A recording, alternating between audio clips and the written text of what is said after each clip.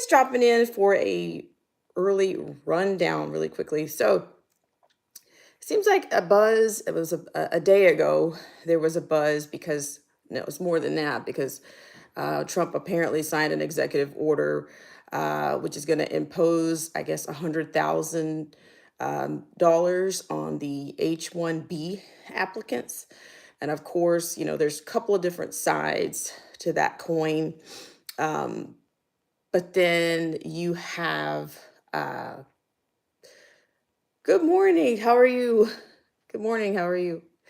Um, so he's well, okay. There's a couple of sides. It could, some of the cons maybe, maybe it could hurt some of the smaller businesses who can't quite, they don't have that kind of, cash to pony up for someone to, come and work for them, maybe out in Silicon Valley, or maybe, it may hurt on the other side. Well, the other con could be, or for people that are, taking advantage or undermining the system, is that they won't be able to take advantage of the system anymore by hiring, undercutting the workers, undercutting um, the competition.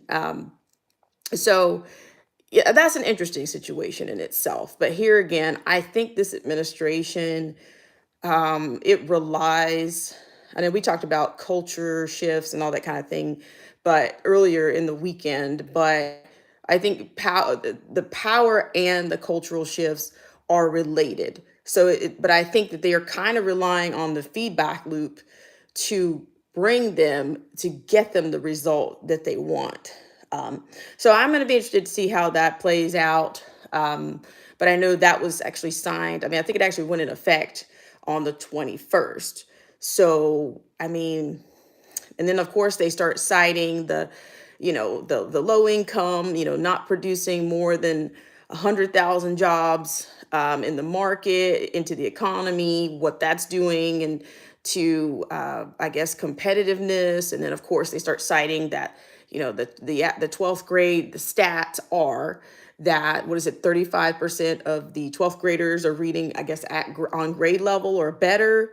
And then also it's even less than that in mathematics. So like saying about 22% are proficient in math on the 12th grade level. So, it's just, to me, it's a feedback loop is what we've got going on here. So we'll see how it all turns out. But guys, I'm just telling you, uh, a lot of this is, you know, feedback loop types of, that's what they're going to rely on, because the feedback loop, a positive feedback loop feeds itself. It feeds itself. It'll go back into, it'll give them the result that they want without doing a whole lot to get to that result. So I don't know, guys. Stay tuned on that. And one other tidbit, just another tidbit on the whole Starbucks situation. I failed to mention this, but there have been apparently six straight quarters of underperforming underperforming sales in the US, I think, which has contributed to this. And apparently this is also the CEO of Starbucks. This is his second round of layoffs. Previously, he had laid off about 1,100 employees earlier this year. But then here we go again with the second round of layoffs and store closings. I mean, that's not looking too good.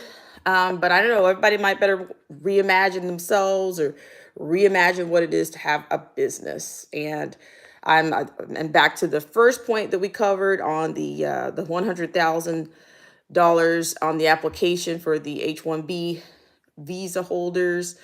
They'll end up getting a certain type of candidate or applicant, or they'll either end up going to other places for to share their talents. They'll share their talents in other places.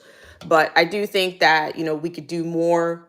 But I think all of the feedback loop that we have is, you know, the AI could be a very much negative feedback uh, feedback loop in the area of or sector of education.